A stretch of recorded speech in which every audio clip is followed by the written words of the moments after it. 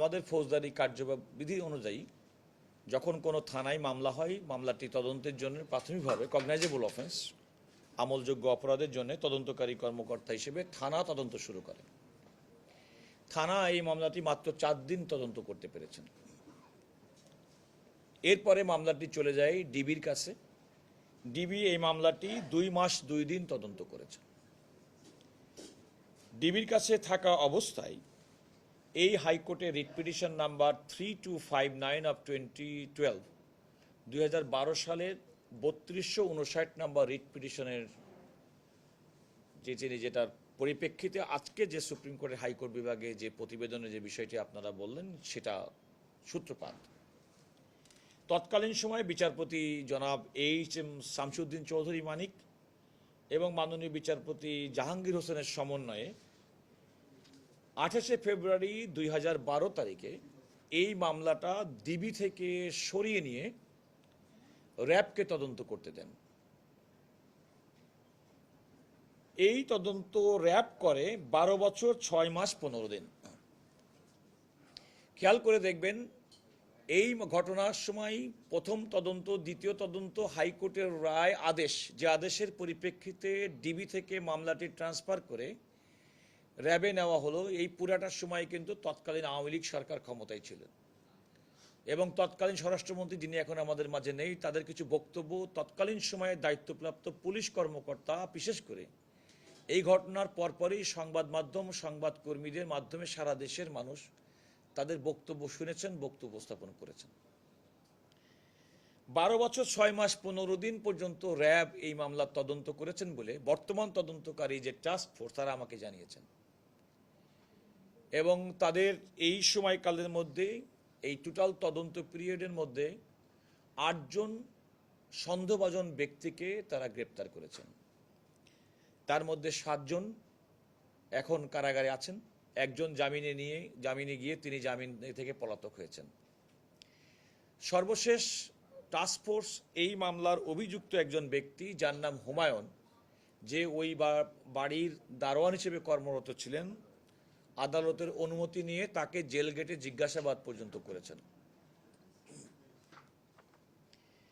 এখানে একটা কথা মনে রাখতে হবে যে 5 আগস্ট 2024 তৎকালীন আওয়ামী লীগ সরকারের বিদায়ের পর অন্তর্বর্তীকালীন সরকার ডক্টর মোহাম্মদ ইউনূস সাহেবের সরকার আসার পরে ওই একই রিট পিটিশনের মধ্যে 30 সেপ্টেম্বর 2024 তারিখে হাইকোর্টের একটি বিভাগ, একটা বেঞ্চ, স্বরাষ্ট্র সচিবকে এই মর্মে একটা নির্দেশনা দেন যেন উচ্চ ক্ষমতা সম্পন্ন একটা কমিটি করে টাস্ক ফোর্স গঠন করে এটা তদন্ত করা হয়।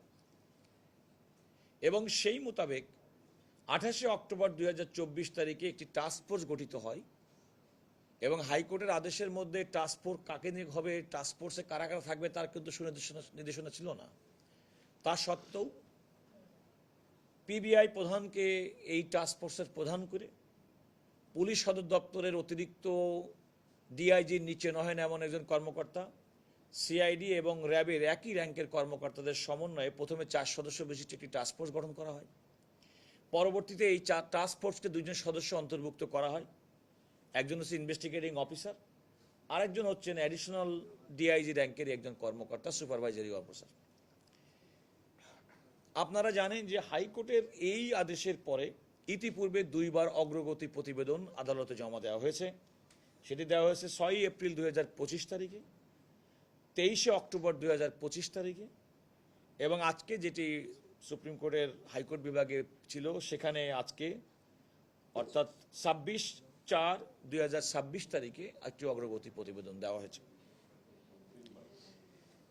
এটা হচ্ছে 3 বার না, এখানে একটা পার্থক্য বুঝতে হবে। এটা হচ্ছে সুপ্রিম কোর্টের হাইকোর্ট বিভাগের অন্তর্বর্তীকালীন সরকারের সময় হাইকোর্টের নির্দেশে গঠিত টাস্ক ফোর্স 3 বার অগ্রগতি প্রতিবেদন দিয়েছে। তদন্তকারী এবং লোয়ার কোর্টে যে মামলা চলে সেই মামলার তদন্ত প্রতিবেদনের সঙ্গে কিন্তু এটা সম্পর্ক নেই, এটা হচ্ছে ভিন্ন তদন্ত অগ্রগতি প্রতিবেদন। এই অগ্রগতি প্রতিবেদনটি থেকে যারা বলেছেন, যেটা আমি আদালতকেও উল্লেখ করেছি এবং এটা ডকুমেন্টেড আমার সামনে আছেন, খেয়াল করে দেখবেন যে ওই সময় ঘটনার সময় দায়িত্বপ্রাপ্ত মন্ত্রী স্বরাষ্ট্রমন্ত্রী সাহেব তো তিনি আমাদের মাঝ থেকে চলে গেছেন, অন্যান্য দায়িত্বশীল রাজনৈতিক ব্যক্তি, এমনকি ওই সময় পুলিশ প্রশাসনের তদন্তকারী সংস্থা, এমনকি অন্যান্য সংস্থা, তাদের যারা দায়িত্বরত ব্যক্তি ছিলেন, আসলে তাদের কারোর কাছে এই বর্তমান টাস্কফোর্স কোনো অ্যাক্সেস পাচ্ছেন না। আমি আদালতকে সুস্পষ্টভাবে বলেছি, ওই সময়কালে যাদেরকে আমরা সচরাচর সবসময় টেলিভিশনে পরিচিত মুখগুলো দেখলাম, 5ই আগস্টের পরে দুর্ভাগ্যজনক তাদের কাছে আমরা পাই। আরেকটা খেয়াল রাখতে হবে, ঘটনা 2012 সালের, টাস্কফোর্সটার আদেশ হচ্ছে 2024 সালের, আমরা এখন প্রতিবেদন দিচ্ছি 2026 সালের। যে কোনো ফৌজদারি অপরাধের প্রথম কথা হচ্ছে ক্রাইম সিন। এখনকার যারা টাস্ক ফোর্সের দায়িত্ব পালন করছেন তারা কিন্তু ঘটনার অব্যবহিত পরে এখানে যাননি, তাদের কিন্তু সেইখানে ক্রাইম সিন সম্পর্কে তারা যখন এই দায়িত্ব পেয়েছেন তখন কিন্তু আর ক্রাইম সিন বলে কোনো সিন নাই। আমি জিজ্ঞাসা করেছি, এমনকি সেই ফ্ল্যাটটাও সম্ভবত অন্য কাউকে ভাড়াও পর্যন্ত দেওয়া হয়েছে সম্ভবত, হ্যাঁ যাও এটা করা হয়েছে, বা তার মানে মালিকানা হস্তান্তর পর্যন্ত হয়ে গেছে। তবুও এই টাস্ক ফোর্সের বর্তমান যারা দায়িত্ব আছেন তারা অত্যন্ত আন্তরিকভাবে একটা ডিটেল প্রতিবেদন আদালতের কাছে দিয়েছে। সেটা হচ্ছে তদন্তর, যেহেতু পূর্ণাঙ্গ হয়নি সেক্ষেত্রে আমি হয়তো আপনাদেরকে কপিটা দিতে পারছি না, তবে মূল যে সমস্যা তারা এই প্রতিবেদনে উল্লেখ করেছেন সেটা হচ্ছে একটা ফৌজদারি অপরাধের তদন্ত করতে গেলে তার একটা চেইন থাকে, একটা ধারাবাহিকতা থাকে। 2012 সালে যে ঘটনা ঘটে গেল, এমন একটা মর্মন্তুদ ঘটনা, যে ঘটনার মধ্যে তো কেউ বলেছিল যে আমাদের 24 ঘন্টার মধ্যে হবে, আসামিদের ধরা হবে, সেগুলো হওয়া হয়নি। কিন্তু সেই ধারাবাহিকতা রক্ষা করতে পারছেন না বর্তমান টাস্ক ফোর্সের সদস্যরা। কারণ ওই সময় যারা প্রাথমিকভাবে তদন্তের দায়িত্বে ছিলেন, যারা তথ্য প্রমাণ নিয়েছেন, কিংবা অনেক সাক্ষীকে জিজ্ঞাসাবাদ করেছেন, কিংবা সাক্ষীর বাইরেও আসামিদের গ্রেপ্তার করেছেন, তাদের কাছ থেকে যে সমস্ত তথ্য পেয়েছেন তার কোনো নিয়মতান্ত্রিক হস্তান্তর বর্তমান টাস্ক ফোর্সের উপরে হচ্ছে না, এবং তারা সেই সমস্ত তথ্যের ক্ষেত্রে তারা কোনো অ্যাক্সেস পাচ্ছেন না। এটা হচ্ছে মূল বাধা। এই বাধাটি আমরা আদালতের কাছে বলেছি, আদালত সেটা শুনেছেন এবং আমাদেরকে বলেছেন যে আপনারা আগামী 6 মাস পর্যন্ত এই অগ্রগতি প্রতিবেদন দেওয়ার জন্য আমাদেরকে সময় দিয়েছেন। এই হলো মূল কথা। কিন্তু আপনি যেটা বলছেন, যে বাধাটার কথা বলছেন, সেটা তো এমন একটা বাধা যেটা তো 6 মাসে কি আপনি মনে করছেন এই বাধা নিরসন সম্ভব?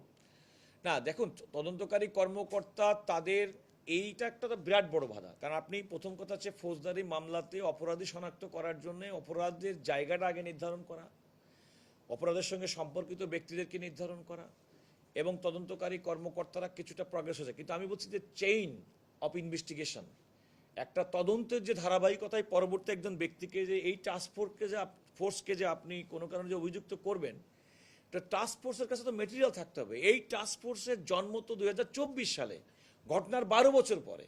এই 12 বছরের মধ্যে ঘটনার সঙ্গে সম্পৃক্ত ব্যক্তি, আলামত, ঘটনাস্থল, সমস্ত কিছু এরা তো উত্তরাধিকার সূত্রে পায় নাই। এরা যদি কোনো কারণে during continuation of the investigation যদি পেত, তাহলে আপনি তাদেরকে স্ট্রেট হয়ে আমরা বলতে পারতাম যে আপনাদের এখানে ব্যর্থতা এবং ল্যাচেসটা কোথায়।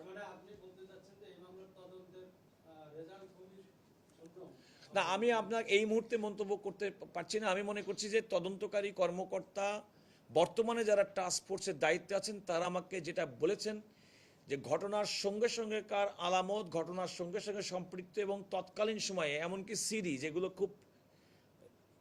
খুবই অত্যন্ত গুরুত্বপূর্ণ ডকুমেন্ট কোনো মামলার তদন্ত কাজ শেষ করার জন্য, তার কোনো কিছু তাদের অ্যাক্সেস নেই। সবচেয়ে বড় কথা, এই ডকুমেন্টগুলো কি হয়েছে কিংবা না হয়েছে সেই কথা শোনার জন্য ডকুমেন্টের যারা জিম্মাদার পাহারাদার ছিলেন, সেই সময় দায়িত্বপ্রাপ্ত ব্যক্তি ছিলেন, তাদের কাছে তাদেরকে অ্যাক্সেস করতে হবে। তারা তো সেই অ্যাক্সেসটাই করতে পারছেন না।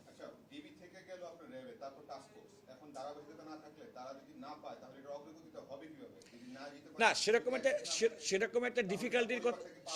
একটা ডিফিকাল্টির কথা তো তদন্ত কর্মকর্তা বারবার বলছেন যে ঘটনা 2012 সালে, সে সময় একটা সরকার ছিল, সে সরকার পরিবর্তন হয়েছে।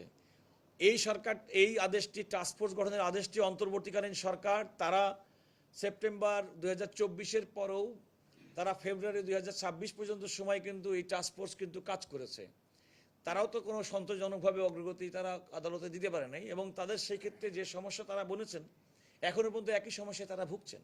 তারা নিরন্তর চেষ্টা করছেন যে ওই সময় দায়িত্বপ্রাপ্ত ব্যক্তি যারা শুরুতেই তদন্তকারী কর্মকর্তা, তদন্ত সংস্থার সঙ্গে দায়িত্বে ছিলেন, রাজনৈতিক ব্যক্তি ছিলেন, তাদের সঙ্গে যোগাযোগ করে তাদেরকে অ্যাক্সেস করার জন্য তারা সেটা পাচ্ছেন না বলে আমাকে জানিয়েছেন। তবে টাস্কফোর্স আমাকে জানিয়েছেন ইতিমধ্যেই আমাদের বেশ কয়েকজন সাংবাদিক তাদেরকে তারা জিজ্ঞাসাবাদ করেছেন এবং তাদের কাছ থেকে তথ্য সংগ্রহ করার চেষ্টা করেছেন। যদি কোনো না কোনো ক্লু থাকে সেটি দশকের পর দশক হলেও বিচার সম্ভব, আপনি কি আশা করেন? দেখুন, আপনারা অতি সম্প্রতি তো আরেকটি হত্যা মামলার একজন আসামি গ্রেপ্তার হয়েছেন, খুব বাংলাদেশে আলোচিত ঘটনা। তো ফৌজদারি মামলাতে যখন, আরেকটা কথা বলে রাখি, ফৌজদারি আইন সম্পর্কে যারা জানেন তারা জানবেন, কোনো একটা মামলা যদি চূড়ান্ত প্রতিবেদন দেওয়াটাই কিন্তু আসামি বা মামলার শেষ না। এই চূড়ান্ত প্রতিবেদন দেওয়ার পরেও যদি কখনো ওই ঘটনার সঙ্গে সম্পর্কিত সংশ্লিষ্ট কোনো তথ্য প্রমাণ পাওয়া যায়, তদন্তকারী কর্মকর্তা কিন্তু পরবর্তীতে সেটার ব্যাপারেও অভিযুক্ত ব্যক্তির বিরুদ্ধে চার্জশিট দিতে পারেন, তাকে বিচারের মুখোমুখি করতে পারেন। এটা আমাদের ফৌজদারি কার্যবিধির সুস্পষ্ট বিধান। সুতরাং ফৌজদারি কোনো একটা মামলা সময় শুধুমাত্র পার হয়ে গেছে এই কারণে ধামাচাপা দেওয়া কিংবা ধামাচাপা দেওয়ার সুযোগ নেই। সাক্ষ্য প্রমাণ যখনই আসবে তখনই সেই মামলাটি পুনরুজ্জীবিত করে অপরাধীদেরকে শাস্তির মুখোমুখি করার বিধান আমাদের প্রচলিত আইনেই আছে।